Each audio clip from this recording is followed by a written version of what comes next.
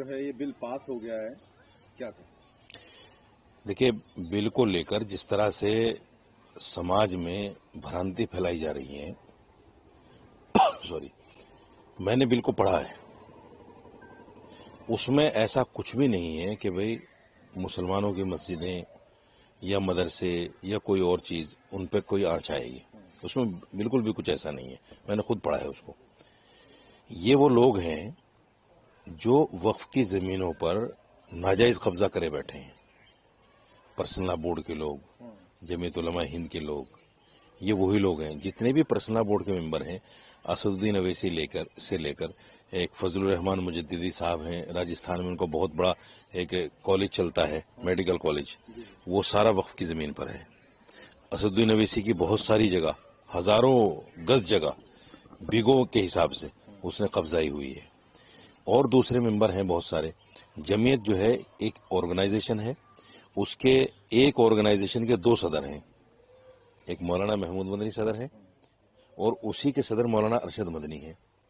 پہلے I T O پہ مسجد عبد النبی پہ ایک آفس ہوا کرتا تھا، وہ بھی کروڑوں روپے کی جگہ ہے، اس پہ ناجائز قبضہ ہے، بورڈ کی جگہ ہے۔ پھر انہوں نے 1 بیگھہ جگہ آئی ٹی او پہ تھوڑا سا دور ہٹ کے، جہاں پیر رکھنے کو جگہ نہیں ملتی، 1 بیگھہ جگہ وقف بورڈ کی پھر انہوں نے قبضہ لی، اور جمعیت علماء کے نام پہ۔ تو یہ وہ لوگ ہیں جو وقف کی جگہ قبضہ کرے بیٹھے ہیں، ان کو ڈر لگ رہا ہے کہ سرکار یہ جگہ ہم سے نہ چھڑوا لے۔ اگر آپ اتنے ایماندار ہیں تو آپ کو تو پہلے یہ جگہ واپس کرنی چاہیے کہ بھئی ہم یہ جگہ وقف بورڈ کو دیتے ہیں۔ اگر آج کا سرکل ریٹ کے حساب سے ان کا کرایہ لیا جائے تو ایک جگہ کا 10 لاکھ روپے مہینہ ہوگا، کم سے کم، اتنی پرائم لوکیشن ہے۔ پولیس مکھالیہ جو ہو کرتا تھا پہلے، اس کے بالکل برابر میں مسجد عبدالنبی بالکل چوراہے پہ ہے، ایسے ہی وہ دوسری جگہ ہے۔ تو یہ وہی لوگ ہیں جو جان بوجھ کر مسلمانوں میں بھرانتیاں پھیلا کر اپنے آپ کو بچانے کی کوشش کر رہے ہیں۔ حالانکہ یہ بل مسلمانوں کے خلاف نہیں ہے، لیکن مسلمانوں کے خلاف اس کو بتایا جا رہا ہے۔ وپکشی پارٹیاں اس میں انوالو ہیں، لگی ہوئی ہیں، اور یہ بتا رہی ہیں کہ ہاں یہ مسلمانوں کے خلاف ہے۔ آپ نے دیکھا اکھلیش یادو نے کیسے اپوز کیا اس کو، اسد الدین اویسی نے تو بل کی کاپی پھاڑ دی، کیونکہ وہ اصل میں کیا ہے، اس وقف کی جگہ کو کہیں نہ کہیں مسلمانوں کی نظروں سے بچانا چاہتے ہیں۔ اس طرح کے پرکرن کر کے پارلیمنٹ میں، اچھا مسلمان تھوڑا جذباتی ہے، مسلمان ان چیزوں کو جذباتی لیتا ہے، اور یہ دیکھتا ہے کہ اوہو اسد الدین اویسی تو ہمارے لیے آواز اٹھاتا ہے، اور اتنی سخت آواز کہ بل ہی پھاڑ دی۔ تو کل سے جو ہے بڑا ہنگامہ ہے اسد الدین اویسی کو لے کر مسلمانوں میں کہ بھئی اتنا بڑا بہادر کوئی آدمی نہیں ہے۔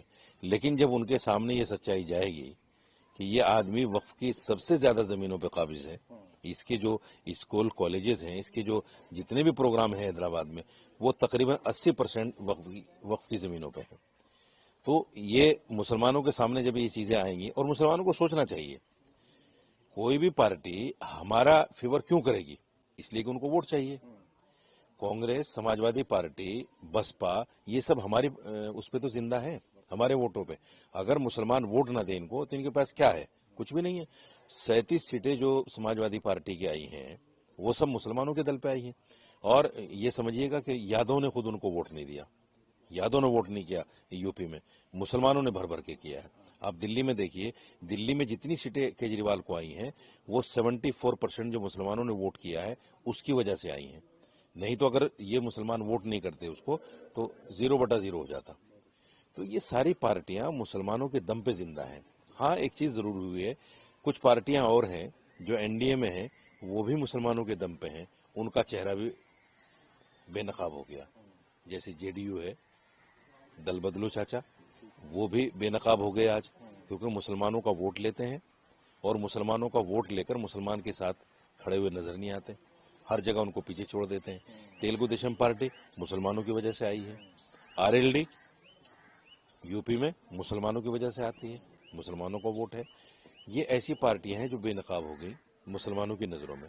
حالانکہ میں پھر اس بات کو کہتا ہوں کہ اس بل کو لے کر مسلمان کسی بھرم میں نہ رہے، یہ بل مسلمانوں کے خلاف نہیں ہے، میں بھی اس بل کے خلاف تھا، لیکن جب میں نے بل کو پڑھا تو مجھے کچھ اس میں نہیں لگا۔